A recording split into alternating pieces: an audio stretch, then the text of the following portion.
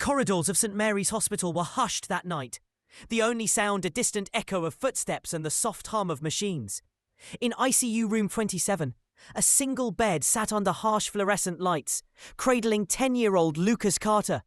His small body lay as still as marble, his skin the pale shade of porcelain, and each breath was a fragile flicker against the relentless tide of death. At his side, Anna and Mark Carter sat soaked in moonlight and sorrow, eyes swollen, spirits fraying. Yet through their tears, one steadfast guardian remained, Rex, a retired canine German shepherd with fur like burnished gold, eyes deep wells of loyalty. He stood sentinel, muzzle close to Lucas's cheek, as though daring fate to come any closer. And then, something happened that none could have predicted. Dr. Ethan Reynolds pushed open the door, shoulders heavy with the weight of a hopeless prognosis. He moved to the bedside with measured steps. Heart monitor beeps slow and even, as if counting down. We've done all we can. His voice was soft but final. Lucas's heart can't hold on much longer. Anna's hand tightened around Lucas's, knuckles white. Mark's jaw clenched as he fought back a cry. Yet Rex did not flinch. His ears pricked, nose quivering, eyes locked on Lucas in silent defiance of the doctor's words. Could a dog's faith carry more weight than medical science? Then, without warning, Rex stiffened. He sniffed the air, turned, and fixed his gaze on the window, where the full moon cast an icy glow across the room. The monitor's faint beeps paused, spiking in erratic urgency. One loud spike, then silence. "Doctor, the monitor!" Anna gasped, voice caught in her throat. The flat line's piercing alarm shattered the stillness. Beep, beep. Code blue, crash cart, Dr. Reynolds barked, his team surging forward. Defibrillator paddles glowed in the dim light. Charge to 200. Clear. Zap. Lucas's body jolted, then stillness. Again. Charge to 300. Clear. Zap. Still nothing. A mother's scream soared above the chaos. What hope was left when machines refused? Yet while humans scrambled, one figure moved with purpose. Rex sprang onto the bed, paws landing softly on the starch sheets. He lowered his broad head onto Lucas's chest, aligning his own steady breath with the boy's silent form. A hush fell. Monitors beeped. Once, twice, and then, impossibly, Lucas's heart roared back to life. Nurses froze mid-step. Dr. Reynolds stared at the screen as though seeing colours for the first time. Lucas's eyelids fluttered. He drew a laboured breath. Could a dog's heartbeat outmatch technology? Lucas's eyes opened, pale as dawn. Recognition, relief, and wonder flickered in his gaze. "Mum," he whispered, voice a fragile thread.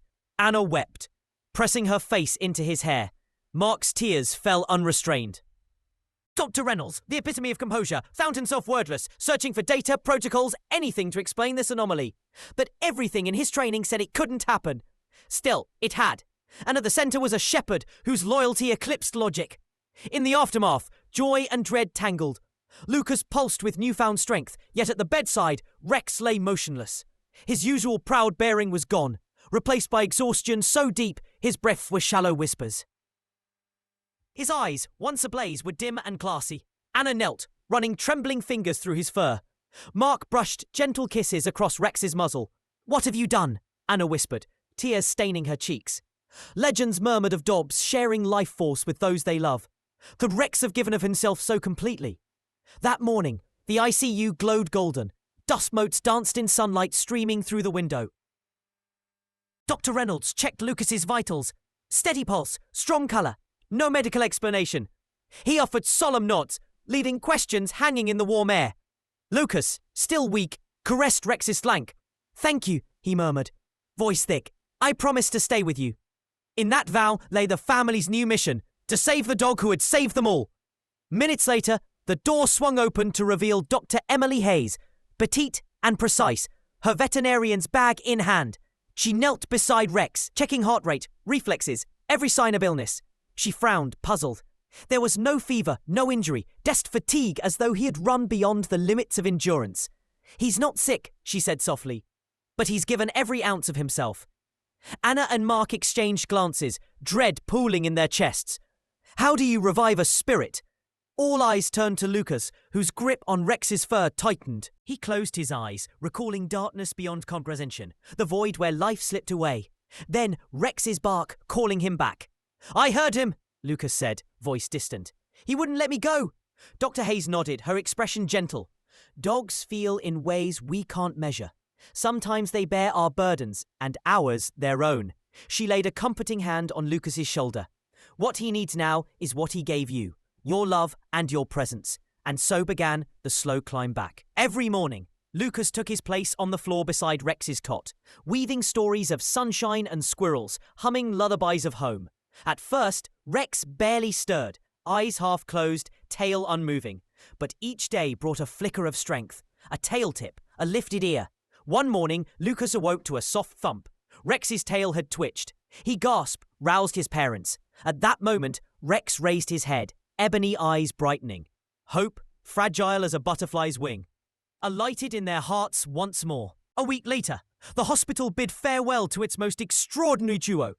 Lucas walked out, hand in paw, his smile shy but radiant. Anna and Mark, hearts full, pushed the wheelchair carrying Rex.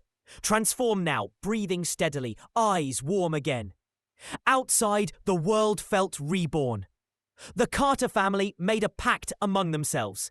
If one dog could save a boy, they would honor that gift by helping other dogs in need. Lucas, ever the storyteller, began sharing Rex's tale of sacrifice and devotion with families searching for a friend of their own. One evening, beneath a sky painted in sunset hues, Lucas and Rex raced across the field behind their home. Their shadows stretched long over golden grasses, two silhouettes bound by an unspoken promise. Lucas's laughter echoed like bells. Rex's powerful stride matched his step for step. No words were needed. In that shared rhythm, they both knew they would run together forever. Two hearts restored by the purest loyalty the world has ever known. In the days that followed their triumphant discharge, the Carter household brimmed with a new kind of warmth.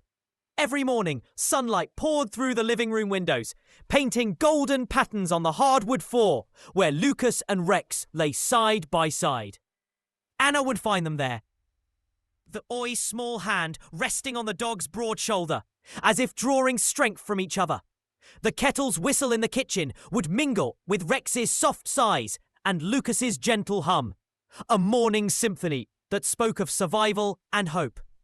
Mark, with a mug of coffee in hand, would pause at the doorway to watch them, his heart swelling with pride and the sight of two best friends, one once at death's door, the other fighting for breath. Now, both breathing steadily into a shared second chance. How would their family's mission unfold now that they had experienced such a miracle? Word of Rex's extraordinary deed spread through their neighborhood like wildfire. Neighbors stopped by with casseroles and flowers, but what they came to see most was the living testament on the sofa. Lucas, in a bright red sweatshirt, reading aloud from a dog-themed storybook, while Rex rested his weary head on the boy's lap. The local paper caught wind of the tale and sent a photographer. Capturing the moment, Lucas gently wiped a leaf from Rex's fur, as if dusting off a knight's golden armor. Suddenly, the story wasn't just theirs. It belonged to every parent who had ever held on to hope. Every dog owner who believed in loyalty. Thousands of strangers wrote letters, asking how they could help, how they could rescue a dog of their own. Could the Carters turn this outpouring of love into something lasting? Fueled by that communal support, Anna and Mark transformed their garage into a mini rescue centre. Floor-to-ceiling shelves held blankets and bowls, and a soft yellow lamp cast a comforting glow over mats where shy, trembling dogs waited for their turn to heal. Lucas took the lead in greeting each new arrival, his once frail voice now confident as he whispered, "It's okay, buddy, you're safe here." Rex, though still regaining his strength, rose to his paws whenever a newcomer whimpered, offering a reassuring nuzzle. His eyes, once dull with exhaustion, now shone with gentle authority, guiding frightened animals toward trust. In the evenings, the Carters would gather the foster dogs in a circle around Rex, and he would lie in the center like a wise old guardian. What stories would emerge from these rescued hearts, and how many lives would they transform? As summer ripened, Lucas and Rex became local celebrities, invited to schools, libraries, and even the town council, where Lucas spoke about gratitude and courage. He told his peers how a dog's heartbeat had found its way to his, how Rex's bark carved a path back from the brink. The room would grow silent as children leaned forward, imagining themselves in that moonlit ICU room, machines flatlining, until a shepherd's warmth restored the light. Then came questions. Could a dog love so fiercely? Did Rex feel pain when giving of himself? Each question echoed a deeper wonder. What invisible threads bind us to those we cherish? One humid afternoon, as cicadas droned outside, the Carters gathered in the backyard's shade. They watched Rex chase a tennis ball, his legs regaining the strength of youth, while Lucas clapped with joyous abandon. Anna closed her eyes, breathing in the scent of freshly cut grass and dog-eager anticipation. Mark draped an arm around her shoulders and whispered, "We found our purpose." In that moment, Lucas shouted, "Come on, Rex! Let's see how far we can run." And with that challenge, the loyal German shepherd raced forward, tail high, as if proclaiming, "We'll run this journey together, no matter where it leads." From ICU miracles to community heroes, the Carter family's life had rewritten itself in bold, unexpected strokes. But as Rex and Lucas vanished beyond the sunlit fence, paws and feet pounding in unison, one question remained. Was this only the beginning of their greatest adventure?